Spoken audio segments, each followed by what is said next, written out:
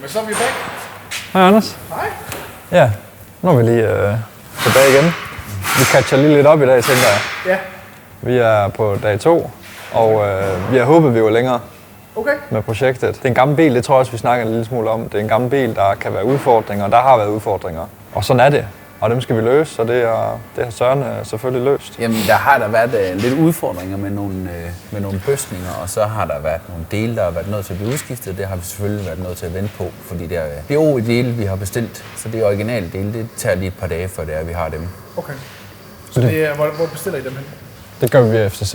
De har simpelthen en afdeling, hvor FTZ har alle de her alternative dele, men de har også en afdeling, der sidder og kan sørge for, at vi kan få de originale dele.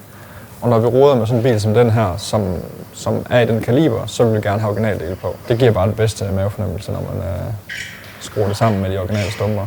Og det er lidt federe, der lige står de her M-logoer på, og vi kan se, at det kommer i en BMW-kasse og sådan noget. Det er sådan lidt nørderi der også. Jeg tror kvalitetsmæssigt, så mange af tingene, det ved folk også godt, at der er mange ting, der bliver lavet de samme steder, men så bliver det mærket om. Så sådan rent kvalitetsmæssigt, ja, nogle ting er nok bedre originalt, men der er lige så meget i det for os, at der er et BMW-logo på, når vi putter det på en bil som den her. Så Søren har fået bestilt lidt stumper til en. Det er blandt andet lidt arme og sådan noget til undervognen, som ikke kunne skældes ad og ikke kunne bruges igen. Så har vi jo har vores kofanger i foran, som ligger klar op med maleren. Vi lige går op og henter dem lidt. Fordi at når vi nu havde den af, den har kørt 130.000 bilen. Den var godt sandblæst ude foran for alle de her stenslag, den får, når kører på vejen.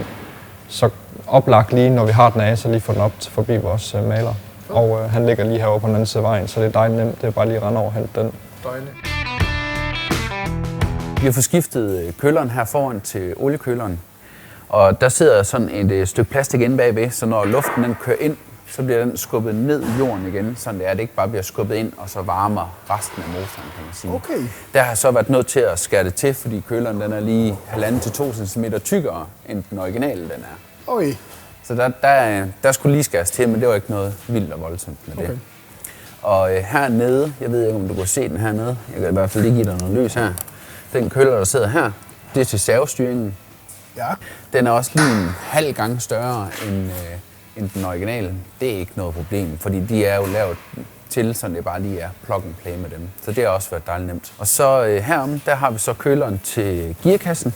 Ja, der var der lige et stykke nyt plastik med her. Det er jo så carbon i den her omgang, der lige er en del større, fordi køleren på den her, den er lige en halv gang større end den originale også. Okay. Så den kan få noget mere luft. Og man kan sige, at gearkassen den arbejder rigtig, rigtig meget, når det er, at den skal skifte op og ned i gear, og når der er meget belastning på, når man har klampen helt i bund, kan man sige. Ja. Så den skal jo have så meget køling som overhovedet muligt. Ja, altså, så er der lidt kølerslanger, der er skiftet til noget silikone, så det er lidt, hvad skal man sige, det er lidt mere holdbart i længden. Og så kan man også sige, hvis de ikke er blevet skiftet siden 2011, som bilen er fra, så gør det ikke noget at skifte. Sådan. Den skinner, må man sige. Det er jo altid fedt at sætte den på, når det er ligesom nyt. Det er lidt sjovere. Han har fået den gjort fin. Der var lidt huller i kofangeren fra de her forskellige nummerplader, som jo bliver skruet på ude foran. Så afhængig af, hvem der lige skruer den på, så kommer der en del huller ud. Dem bad jeg ham om at lige at lukke fuldstændig, så den bare er helt clean her. Det ser lidt pænere ud. Så kan vi få lov til at lave et par nye huller i til de næste nummerplader. Så er det jo faktisk også lidt sjovt med den farve der. Fordi når den står indenfor, der ser den sort ud.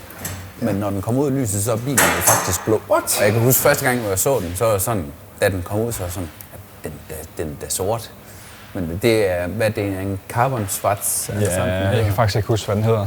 Ja, den hedder faktisk bare Sorts Metallic Jeris Schwarz Metallic. Men det er rigtigt, når den kommer ud i sollyset, så den er mere blå, end den er sort. Ja. Sindssygt fed. Det skal vi se, når den kommer ud. Ja.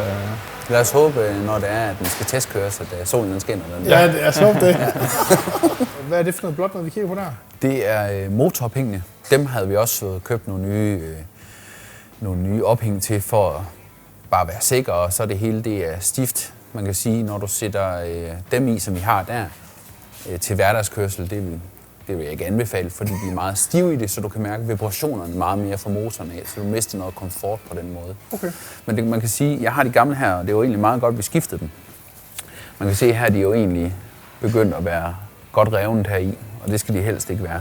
De skal jo helst gerne være et solidt stykke. Den anden her, den er faktisk rigtig slem, fordi den kan jo pille fra hinanden. Nej.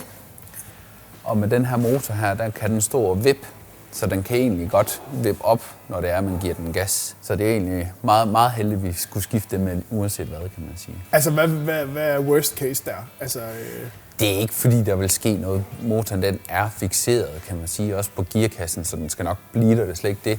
Men du kan risikere, hvis den nu slipper totalt, at motoren den hopper op, og så kan du mærke, at den sådan står og hogger. Okay. I det. Men det var fint, at vi fik dem skiftet på samme side også. Hold da kæft, så det er godt nok, at man lige får det kigget på sådan nogle gange. Ja. Jeg har jo skiftet bøsninger. De fleste bøsninger her i bagbroen på den, de har været lidt træ at få af og få de nye i, fordi de nye de er meget stive i det. Så det kan også godt være lidt en proces i sig selv, men det er egentlig gået fint nok. Jamen altså, vi kan jo egentlig tage på den ene arm her. Der har jeg pillet den gamle bøsning ud her. Så er der blevet sat en ny en i her. Det er jo noget stærkere med materiale, der sidder her i, så det gør, at den bliver mere stiv i det. Så du kan også mærke, når det er, du drejer, den er meget mere stiv, så den har en bedre kørenskab i forhold til standard, det har. Okay. Og det samme det har vi så gjort her bagi på bagbroen. Alle fix pointsene, der sidder oppe for bilen, de er blevet fået nye bøsninger. Og det samme på kringelstabilisatoren, så den også bliver mere stiv i det. Så man kan sige, alle bøsninger i hele bagbroen og de bærarme, vi har, der bliver de skiftet i alle bøsningerne. Når du skifter bøsningerne, det er jo for eksempel, hvis du gerne vil have bilen sat lidt op til ræs, ligesom med den her, vi har her, så er den rigtig god nede på banen, fordi at så er den mere stiv i svingene, så den kan klistre mere på vejen.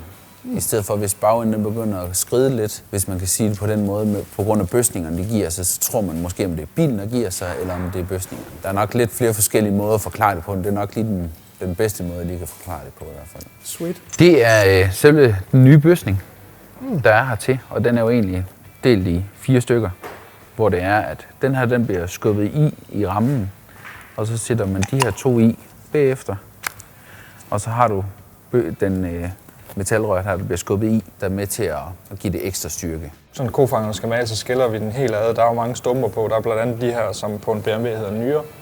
Det som mange kalder en grill, så hedder det nyre på en BMW. Der har Søren så lige skilt nyrerne fra hinanden, så vi kan få den her kant hele vejen rundt, lige malet i den her blanksorte, for lige at give det sidste detaljer. Så nu klikker vi det lige på igen her. Udover det, så sidder der i hullerne her de her P-sensorer, som mange kender fra sine biler, når man parkerer tæt på noget, så sidder der en sensor, der ligesom måler afstanden ind til dem, der er ved at parkere til. De skal selvfølgelig lige males i den samme farve, så når det ser ordentligt ud. Så er der den her lille klap, som alle biler også har, sidder lidt forskellige steder. Den klap, det er den, der dækker til, hvor man kan tage den her trækkrog i, og så få bilen bukseret. Den skal jo også lige pilles af og males med. Og sidst så har den her bil også lygtevaskere. Det vil sige det her sprinteranlæg til at vaske forlygterne med, og der sidder også nogle små kapper, der skal pilles af. Fordi lader du det bare det hele sidde på og maler det, så bliver det ikke et ordentligt resultat. Så får du det ikke rundt i hjørner og kanter, sådan at det bliver et pænt resultat. Så derfor skal den skilles helt ad. Det som vi har yderligere, det er så sådan en lille bundplade, hvor den sidder og fører noget luft op til vores kølere. Nogle af alle de her mange kølere, vi har skiftet. Så sidder den selvfølgelig og beskytter bunden for sten og skidt og møg og sådan nogle ting. Som I kan se, så har den også været, den har virkelig været udsat for nogle ting, og der er nogen, der har lappet det med strips, som jo kan bruges til alt. Og det har fungeret fint. Vi har så valgt nu at sige, nu skal vi ikke have strips på mere. Nu skal vi have noget nyt på. Så der ligger et nyt stykke her. Igen nogle originale dele fra BMW af. Det, der er lidt sjovt at lige at bemærke på den her kontra mange andre biler, det er, at den har dem her. Det er simpelthen stivere til at tage det lufttryk, der kommer, for at holde den her på plads. Det er ligesom man ser på racerbiler. Okay. Så det er sådan meget atypisk for nu siger jeg en almindelig personbil, fordi det er det jo ikke. Det er jo en lidt speciel bil, men det er ikke noget, man normalt ser på gadebiler. Og jeg vidste faktisk ikke, før vi fik det skilt af nu, at det er lavet sådan her. Men det er simpelthen for at tage belastningen på hele det vindtryk, der bliver presset op igennem, har sådan her bundplade, den ikke bare bliver blæst i stykker, når du kommer ned på autobahnen og skal køre stærkt. Ikke at det er noget, man gør jo. Nej. Det er jo ikke. Men Naturligvis. Nu sætter jeg, dem her, som Madsen lige snakker om, holderne heroppe i. Og det er fordi, at nu kunne jeg jo skille det hele ad, uden at skulle til at pille det her fra hinanden først. Og det var egentlig fordi, det hele det ikke var i så god stand, som det nu kunne være. Så jeg er lige ved at prøve at finde ud af, hvad der er nemmest. Om det er nemmest at have den her på, eller om det er at have den af. Men jeg tror faktisk, det er nemmest at sætte den på, før kofangeren kommer på. Okay. Prøv lige at forklare det der igen, du lige fortalte der. Ja, så vi snakker om fronten her før i forhold til oliekøleren. Så kommer luften jo ind heroppe i toppen, igennem kofangeren, og så bliver det skubbet ned her rundt. Så har den på bundpladen her, så har den her skovl, der lige kommer med ned. Ja, altså man kan sige, oliekøleren, det bliver jo relativt varmt. Der kommer vi nogle gange op på en temperatur mellem 100 til 120 grader. Så det jo ligger noget højere end forhold til vand. Det ligger mellem 80 til 90 grader, alt efter hvad bil det er. Nogle de ligger også lidt højere, men det er meget forskelligt fra bil til bil. Jamen det er jo de her sensorer til det her parkeringssystem. Så der har jeg lige plukket sensoren i igen. Der sidder 4 sensorer i den her kofanger. Og for at de virker, så skal de selvfølgelig lige have noget forbindelse her med nogle ledninger. Det skal vi lige have klikket sammen.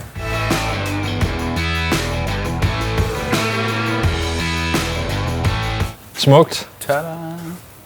Det pynter. Ja, det gør meget lige med en klat maling. Ja, man ender næsten ikke at skrue nummerplade i nu. Nej. Det er fandme flot.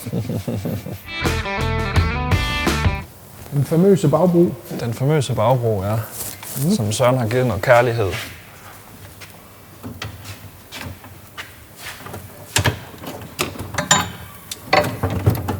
Den har lige et hak. Kom op i foran. Jeg har lige driller mig her. Det har du nok også her. Nå, du vil have dem nedenunder? Ja. Fedt.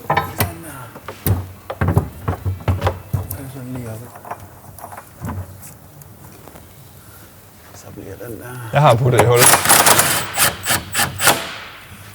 Bare lige have den til at sidde for. Sådan der. Fedt. Ja, tak. Det er fandme nemt at være mekaniker. Og herude, der siger vi, det er nemt at sidde på kontoret. Ja. Og nogle gange så ønsker vi at bytte. Ja. Jamen altså, bagbroen ned sidder jo faktisk kun fast med 4 bolde. Okay. Og det er meget standard for de fleste biler. Og så har den jo selvfølgelig noget støddæmmer her, der den også bliver holdt fast på, så den bliver fikseret ud for enderne, og får den lige 4 punkter, hvor den også er fikseret på. Vi er jo nået til, at vi skal have sat de 2 sidste bøsninger i. Det tænker jeg lige vil vise processen i. Lige hvordan vi vil gøre med den her. Det er jo cirka samme proces, man gør med de andre standardbøsninger, man har. Jamen, det er egentlig bare lige for lige at gøre sådan, at vi har den rigtige længde, fordi det er ikke fordi gevindestangen den er ufattelig lang. Jeg tror, vi har en løsning på det nu. Så trækker vi nemlig den nye bøsning i her.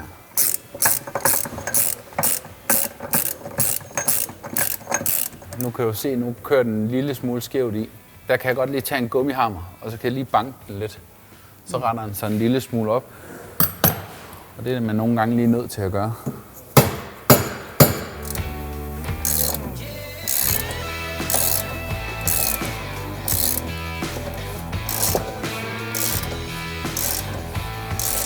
Man kunne også gøre det på en hurtig måde.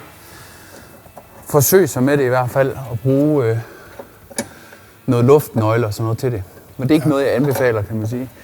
Også fordi du kan risikere bare at ødelægge mere, end det gør gavn. Du mister simpelthen følingen med det, eller hvad? Ja, fordi at den laver en masse, den hugger jo hver gang. Og der kan du risikere at ødelægge selve gevinderstangen heri. Så det er 10 gange bedre, i hvert fald i det her tilfælde, og så trække den i.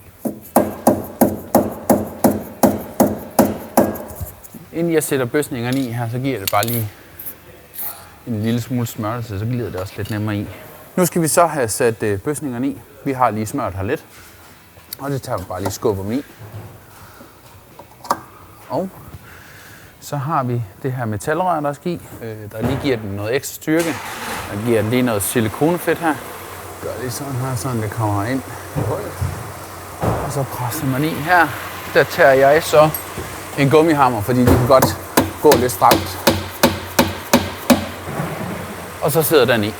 Jamen, nu sætter vi bagtøjet op på plads. Har du?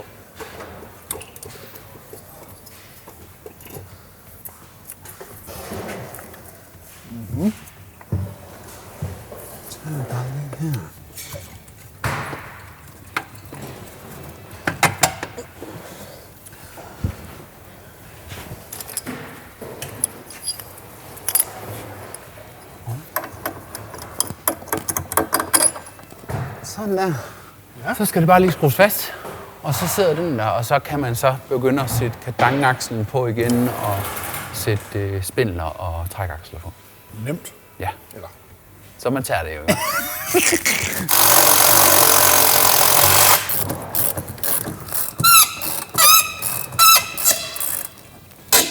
Så var der en, der var lidt ked af det der, hva'? Ja.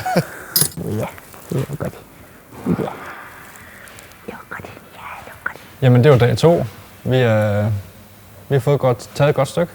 Ja. Søren har fået bagbro på, du har fået noget bagtøj på, ja. Vi har fået den nymalede front på. Vi er over den der trælse ting med de trælse ting, de er blevet lavet, ja. Så nu går det stærkt herfra i hvert fald. Tak for i dag.